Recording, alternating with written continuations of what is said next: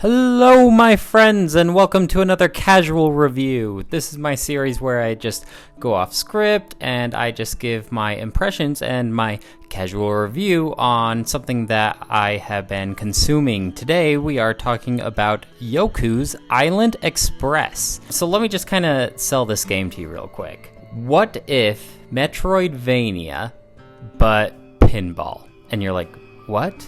And I'm like, yeah.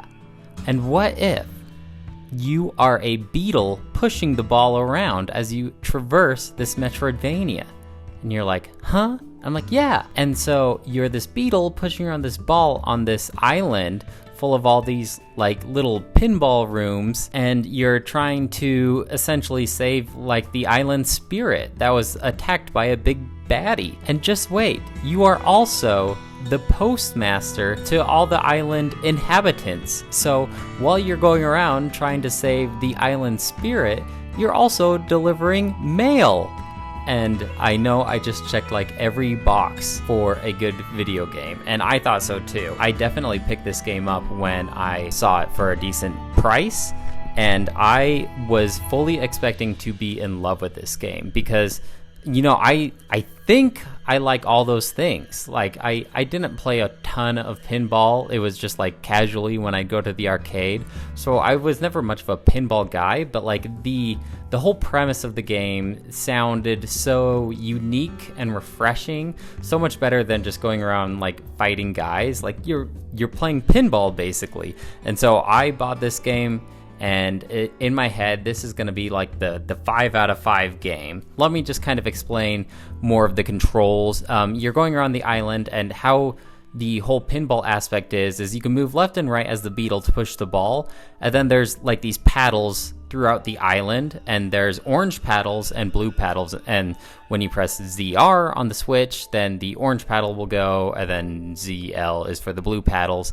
And so you kind of use the paddles to push your beetle and ball around the island, and that's how you basically get around, because you can't jump or anything like that. Your movement is very limited. First things first, they give you this little kazoo, like a little party, and there's like confetti that springs, and that's how you like break open pots and stuff like that. And I just absolutely loved just the whole time spamming that A button, and the whole time my beetle's going like, and it's just like an extra little fun charm to this game. And this game has a lot of it, let me tell you. I'm kind of mixed about the music. There's a lot of good songs on this soundtrack, especially like the title screen, very like Hawaiian Islander feel. But as you go along and explore different areas, there's some areas where they have like a lot of record scratches and like weird sound effects, and those ones didn't jive with me as much. I kind of like more of like the natural, happy, fun type kinds of music. So like I really liked a lot of songs, and then I really didn't like a lot of other songs. I was never completely sold on like what the character looks like and what the villager inhabitants look like and just how they move. It all looks like almost like somebody made these characters in Photoshop, and then they just animated them with like a puppet animator. Like they move very stilted, just like up and down, and like it's like someone put just a pin in their shoulder and their elbow, so that's like how their arms move. It doesn't look very fluid, and I was never quite sold on it. It just looks kind of cheap to me, like very it's just a moving picture, but not in a good way.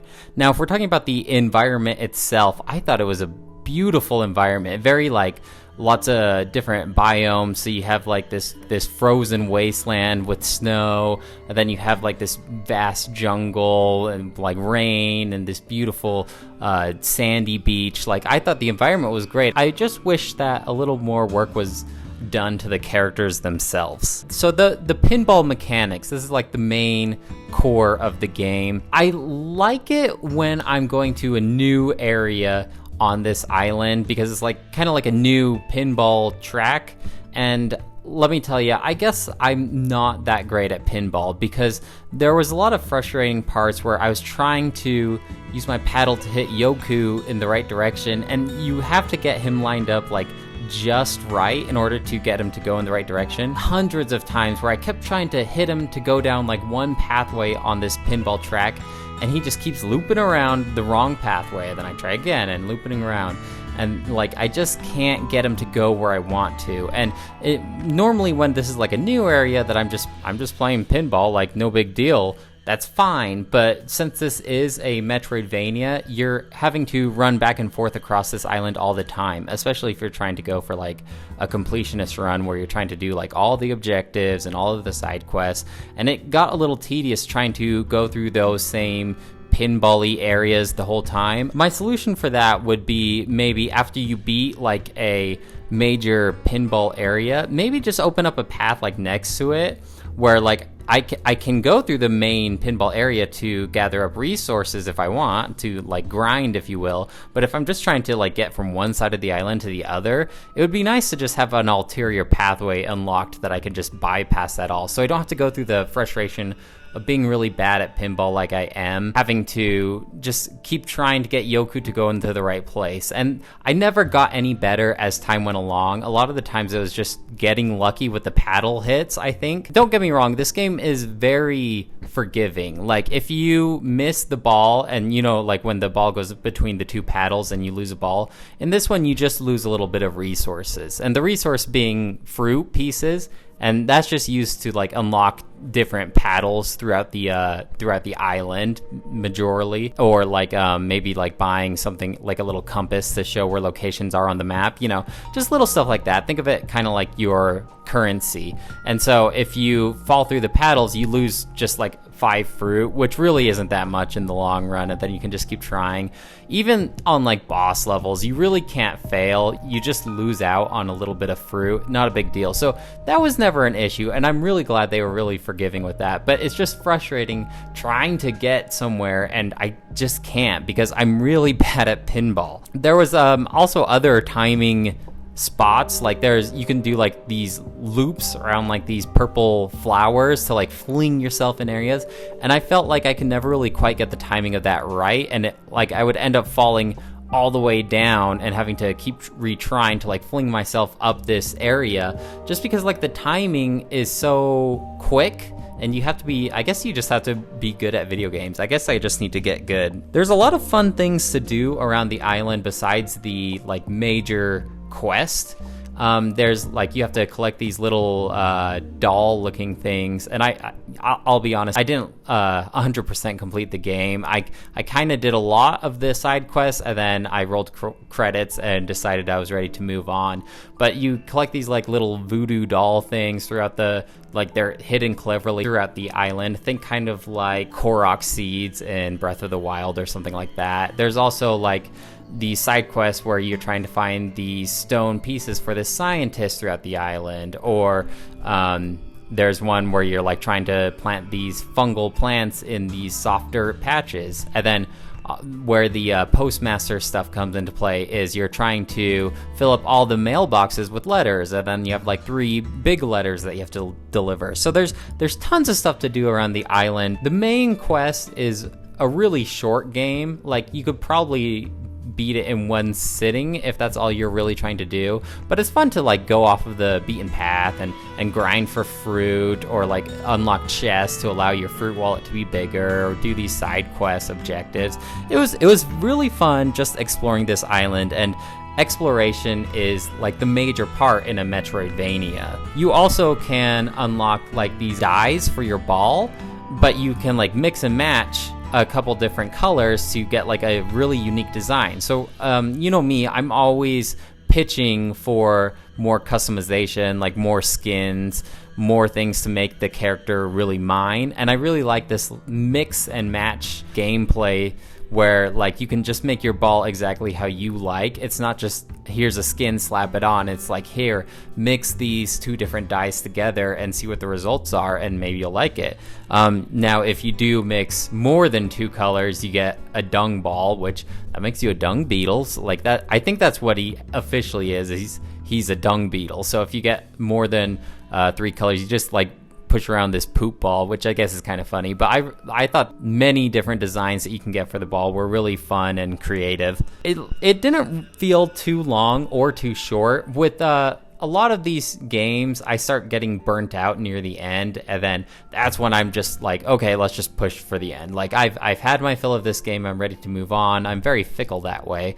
But this game, I felt like it was a really good length. Like, it didn't overstay its welcome, and there was always just a little more that I could do if I wanted to keep playing, and if I didn't just have this gigantic backlog, then I probably would 100% complete it. Like, even if I had to look up a guide or something like that, I think that'd be an enjoyable afternoon, just wrapping up the whole island as a whole. Now, when you open up your map, it shows like this whole island. Like, you technically could go from like one end of the beach to another, which I think is a really unique setting for a Metroidvania. Usually it's just like a castle or like a dungeon or something like that. So that was really fun.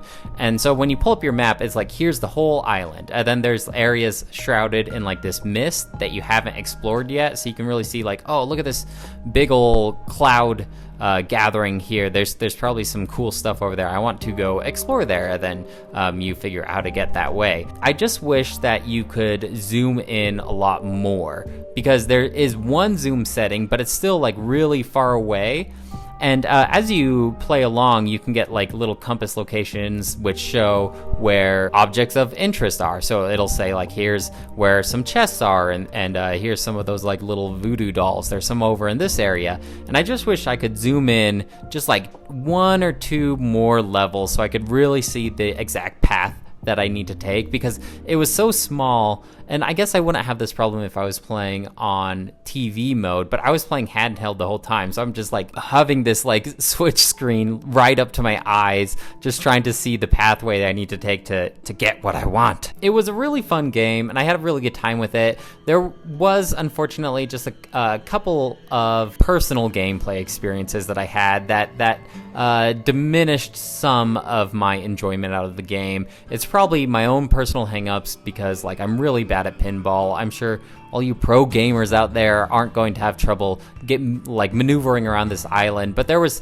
times when I spend like an hour just trying to get to a certain area, but I can't quite get the timing right, and that was pretty frustrating. So I am a little disappointed in that aspect, because I just was expecting this game to knock it out of the park, and you know, in a lot of ways it did. I just have those quick little hang-ups. So I'm going to give this game a 4 out of 5. I really wish that it was a 5 out of 5. Unfortunately, it didn't just quite hit that amazing for me. But I definitely could see myself coming back to this game in the future, and maybe I'll change my mind then. Maybe I'll get like a 100% completionist run or something like that, and just, I could see myself changing my mind in the future. So right now, we'll put a pin on the 4 out of 5. I definitely recommend it, especially if you can get it for cheap. I think I got it for around like $11, so it's really not that expensive of a game. I see it on sale on the Switch eShop all the time, so definitely put that one on your radar. It's especially if you like pinball or Castlevanias, like, for sure, man. Definitely recommend it. Well, guys, I appreciate you listening to this casual review. I'm trying to record this on a new mobile microphone, like just one that plugs into my phone, so I hope the audio quality is okay. That'll definitely help me get even more casual reviews out there, because I know I record these a lot, but wouldn't it be nice just being able to record these on the go? Let me know what you guys think. Have you played this game before? Let me know if you have any questions about it. I'd be happy to answer it. Otherwise, I'll talk to you later. Bye!